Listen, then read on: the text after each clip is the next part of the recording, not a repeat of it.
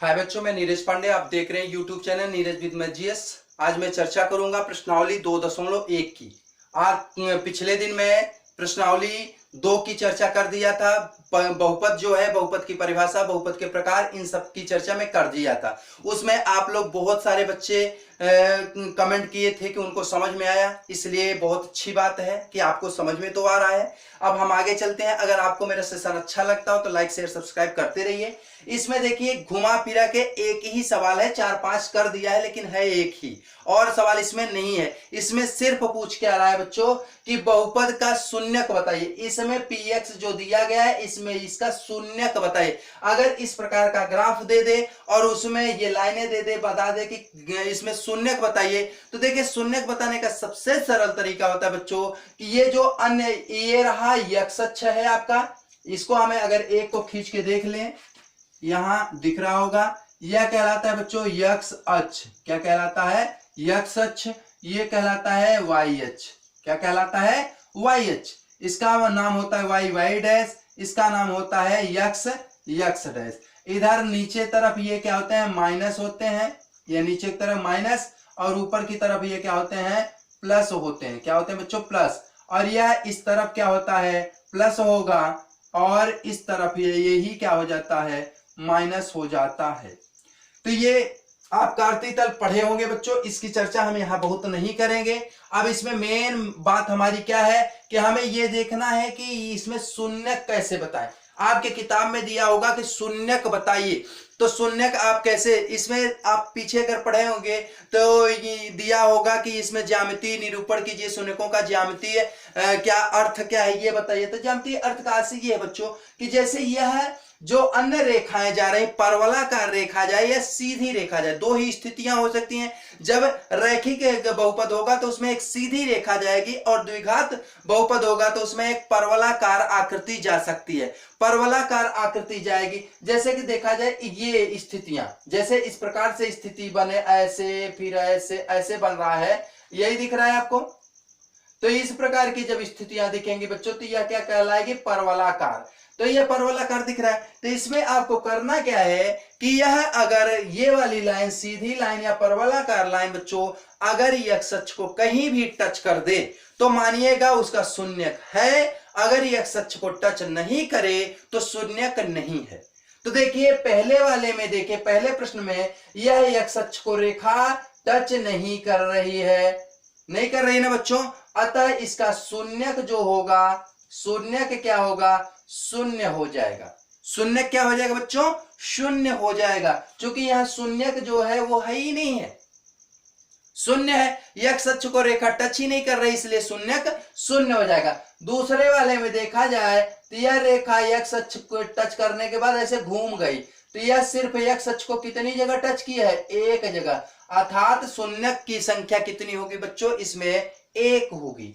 अगला देखें तो ये रहा 1 2 3। ये देखें बच्चों तो x अक्ष को 3 जगहों पे टच कर रही है। टच करे या कट करे, दोनों स्थितियों में शून्यक माना जाएगा। अगर ये देखो पूरा पूरा टच कर रही है, कहीं आपको मिलेगी, सॉरी पूरा पूरा कट कर रही है, कहीं कहीं आपको मिलेगा ओनली टच करेगी, कट नहीं करेगी, इसी में मिल जाएगा आपको, तो वो भी शून्यक कहलाएगा बच्चों। 1 2 3, इसमें शून्यकों की संख्या कितनी है? आपके 3 है। ठीक है। उसके बाद अगला हम देखते हैं, इसमें देखिए बच्चों तो यह क्या है? शून्यकों की संख्या यहां कितनी दिख रही है आपको? 2 दिख रही है, अर्थात यहां शून्यकों की संख्या कितनी हो जाएगी? 2 हो जाएगी बच्चों। अगला मान, यहां शून्यकों की संख्या कितनी लेंगे? 1 2 3 4। कितने जगहों पे ये कट कर रहा है? 4 जगहों पे कर रहा है बच्चों, अर्थात यहां शून्यकों की संख्या कितनी हो जाएगी? आपकी 4 हो जाएगी। ये छठा नंबर था। अच्छा, उसके बाद बच्चों अगला देखें, यहां देखें ये एक जगह तो कट कर रही है, बट दूसरे जगह ये टच कर रही है, कट नहीं कर रही, ओनली टच कर रही है। तीसरे जगह भी ये टच कर रही है, तो इसमें शून्यकों की संख्या कितनी मानी जाएगी बच्चों? 3 मानी जाएगी। चलिए मैं एक और एग्जांपल लेके बता देता हूं आपको। बस इस चैप्टर में इतना ही एक सवाल ही है, कुल मिला के 6 ये छोटी छोटी करके सवालें हैं, तो आप बता सकते हैं इसको। अगर इसमें आपसे कारण पूछे कि ऐसा क्यों है, यह इसमें शून्यकों की संख्या 1 क्यों है, किसी में 0 क्यों है, किसी में 2 क्यों है, तो आप उसमें स्पष्ट लिखेंगे कि यह जो रेखा है यह x अक्ष को कहीं भी टच नहीं कर रही है, न कट कर रही है, इसलिए शून्य की संख्या शून्य होगी। और जैसे मान लीजिए, चलिए लिख करके बताएं तो ज्यादा बेस्ट होगा। चलिए यहां पे देखिए, अगर हम कहें कि यह रेखा ऐसे आई चली गई तो ये इसमें शून्यकों की संख्या होगी ही नहीं भैया, नहीं होगी। लेकिन यही रेखा ऐसे आती बच्चों, कैसे, ऐसे आती ऐसे चली जाती, तो यहाँ शून्यकों की संख्या कितनी हुई? 2। लेकिन यही पुनः घूम जाए, ऐसे घूम जाए, ऐसे क्या हो जाए? घूम जाए, तो यहाँ 3, फिर ऐसे घूम जाए तो यहाँ 4, फिर ऐसे यहाँ आए टच हो फिर घूम जाए तो यहाँ हो जाएगा 5, पुनः आए और काटती हुई ऐसे चली जाए तो यहाँ कितना हो जाएगा? 6, फिर ऐसे आगे बढ़ेगा 1 2 3 4 5 6 7 हो गया बच्चों। अगला ऐसे आ करके ऐसे घूम जाए तो यहाँ टच नहीं की है, इसलिए यह अगला मान नहीं होगा।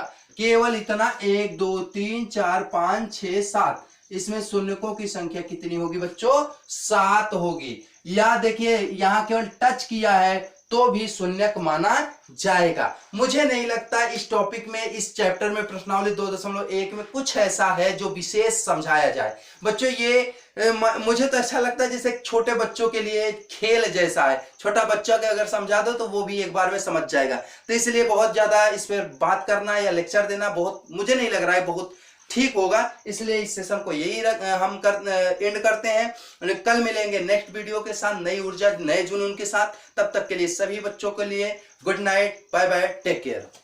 जय हिंद, जय भारत।